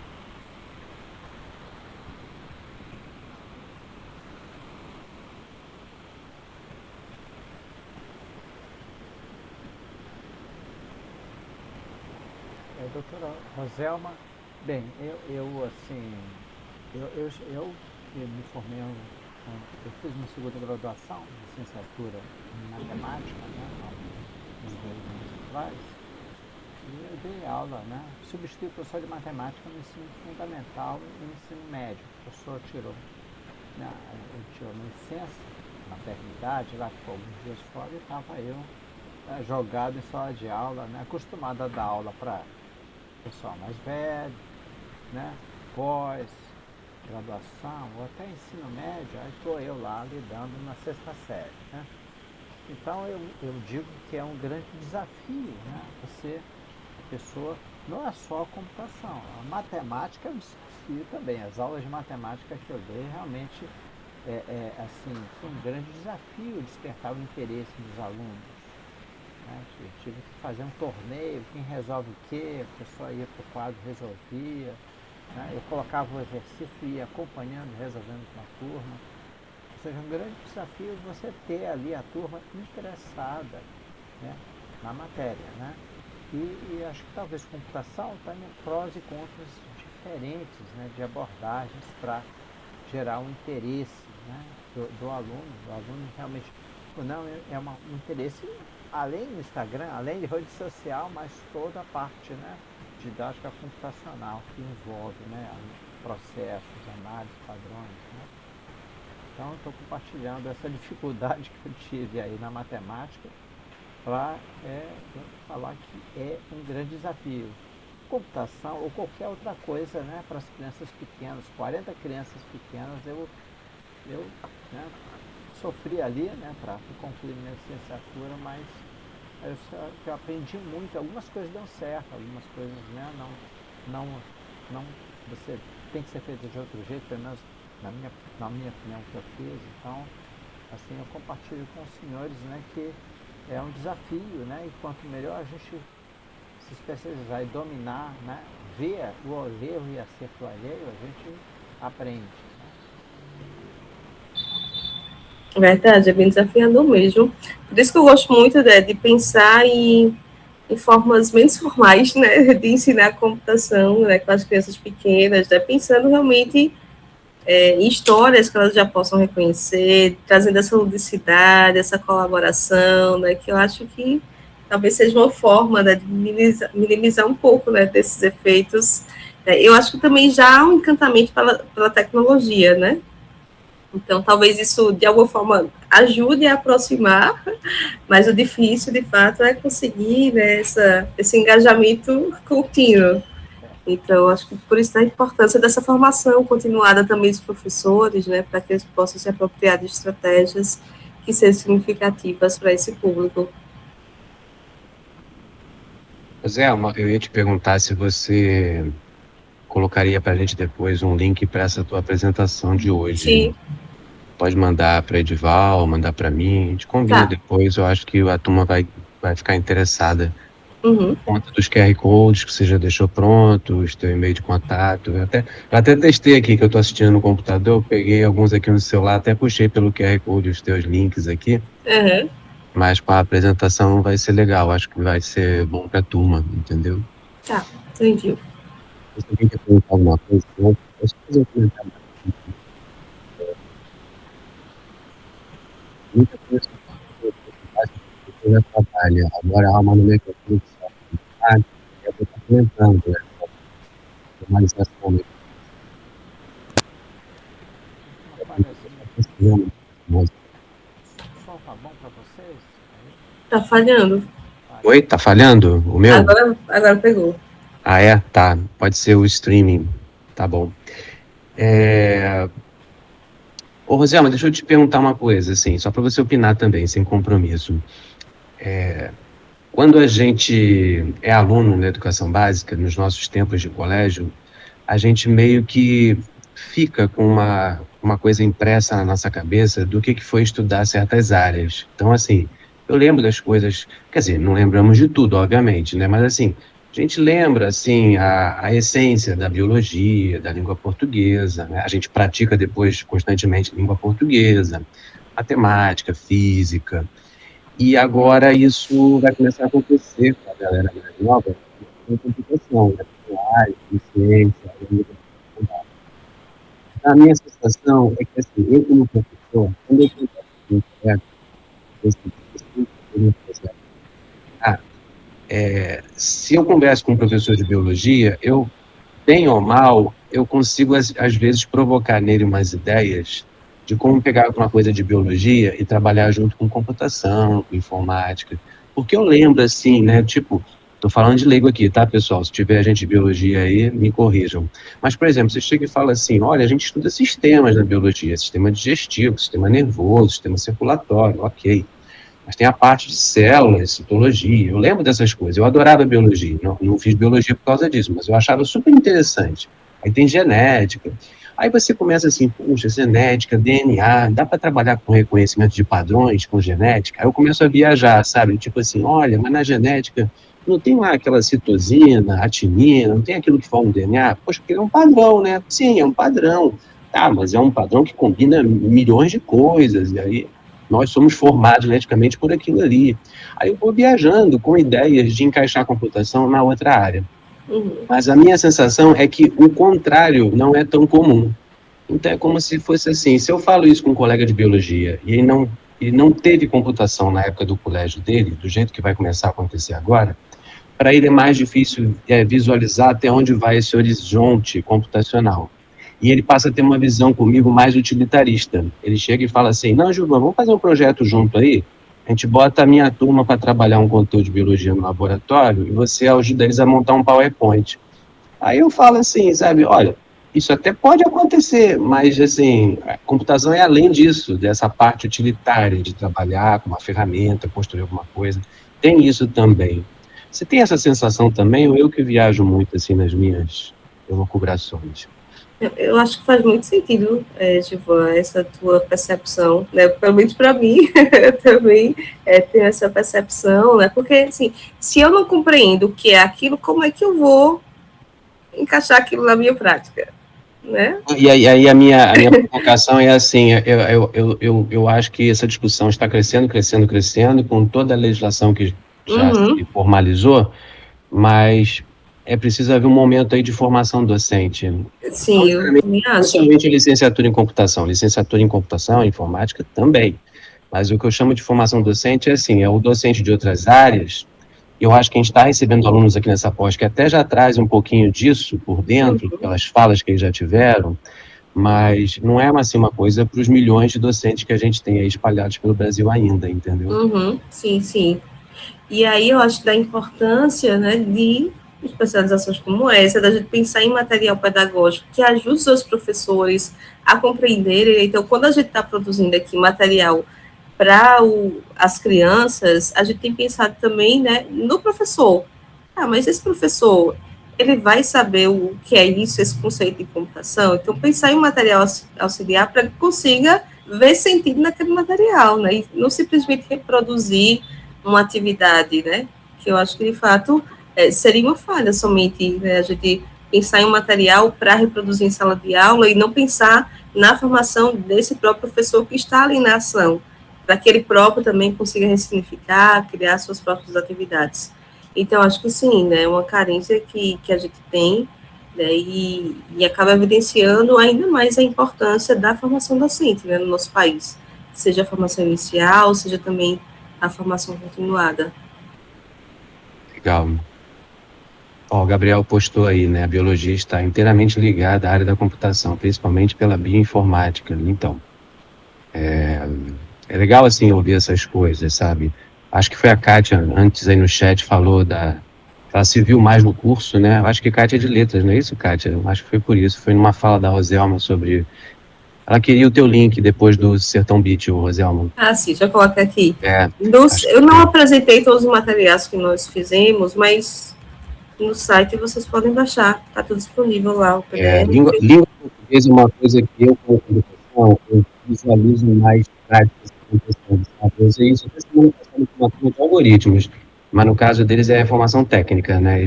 A gente também tem um curso técnico de informática lá no Campo São João de Meriti, presencial. Uhum. Aí eu fiquei brincando com eles assim, poxa, pessoal, na verdade eu estava discutindo o conhecimento de padrões, mas de um jeito um pouco disfarçado com eles, entendeu? Tipo, não é aula sobre isso, mas eu fiquei provocando, assim, umas atividades cerebrais lá com eles. Tipo, você fez o exemplo da menina e do menino alternando ali a figura, só que eu usei números, eu queria uma discussão um pouquinho mais, assim, com carinha de informática. Eu botei números, frequências, o pessoal de matemática entende melhor, assim, o que eu quero dizer. E aí chega uma hora que eu falei assim, gente, até na língua portuguesa você tem que reconhecer padrões, você vai aprendendo isso na vida. Aí eu brinquei assim, olha, imagina a frase, João caiu no rio. Quem é o sujeito? Aí eles falam, João. E o que vem depois do sujeito? Predicado.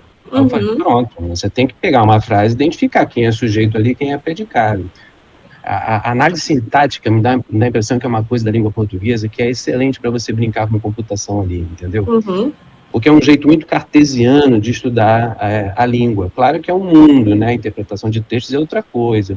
Mas essa coisinha assim, sabe, o adjetivo, conectivo, sujeito, predicado, oração. Olha, isso para mim, eu vejo tanta coisa assim que tem a ver com computação, sabe? E às vezes talvez o professor de letras viaje menos comigo. Tipo assim, nossa, o Gilvan tá muito doido pensando nisso. O que isso tem a ver com informática? Ele achando que é só o Word e Excel, sabe?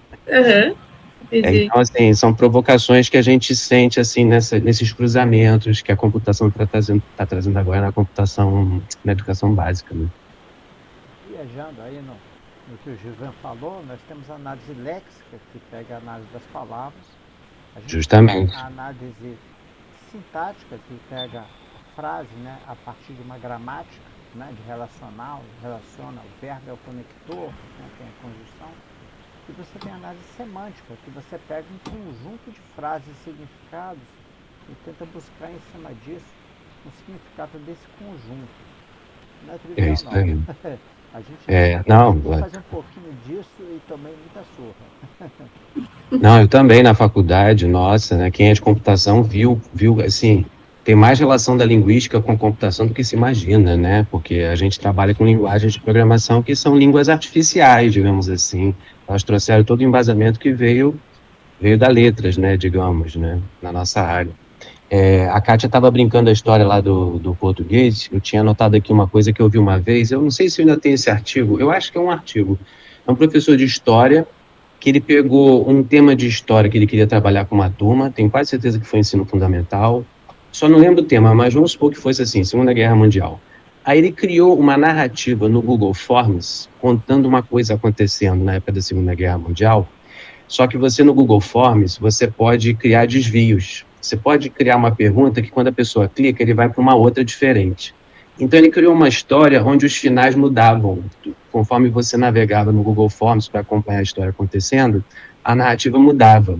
Era tipo assim, olha, o soldado está lá no meio da batalha, ele deve atirar lá naquela região ou não? Se você respondesse sim, a história mudava, e dá trabalho de fazer isso no Google Forms, tá? Mas funciona. E, assim, foi mó barato isso aí, sabe? Porque os alunos, assim, sentiram que a história ficava interativa. E estavam, na verdade, trabalhando com conteúdo de história, uma educação digital ali, trabalhando ali com ferramenta, dando um apoio, entendeu? Bacana.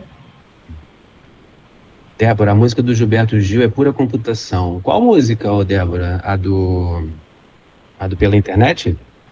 Se não for, depois você bota aí no chat. Pela internet, música legal, né? Fala muito de tecnologia. É a cara dos anos 90 essa música, né? Bom, é isso. Vou ficar quietinho aqui pra gente não passar demais já.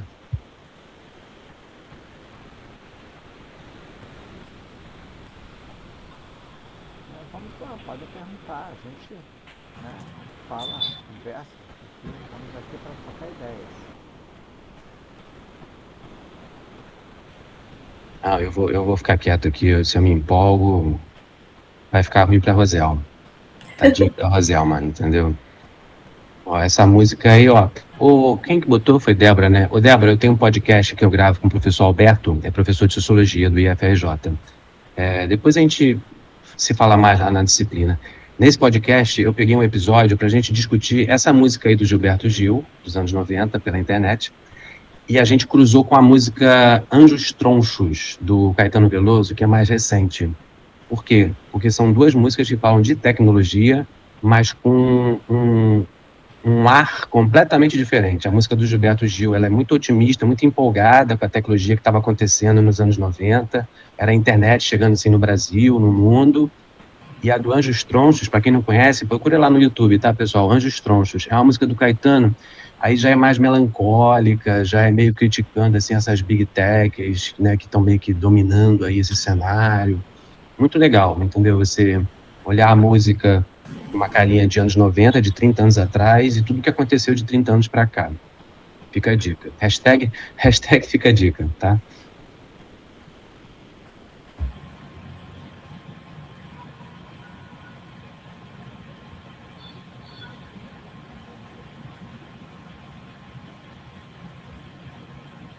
Gente, não tivemos mais perguntas, né? Eu acho que, né, as pessoas têm, mas querem até olhar o livro, olhar mais coisas ali, mas de repente estão cansados, né? Estamos chegando a 2 horas, né? Quase 2 horas, né? Acho que as pessoas às vezes têm outros. Até mesmo trabalhando de ator estão cansados, né? Mas quem quiser ficar ali, alguma pergunta, por favor, né? Se apresente, não tem problema, né? A professora Roselma está aqui com a gente, né, nesse momento, né? Temos que valorizar. Né? Tivemos 2 horas dela, né? Mais uns minutinhos não tem problema, né?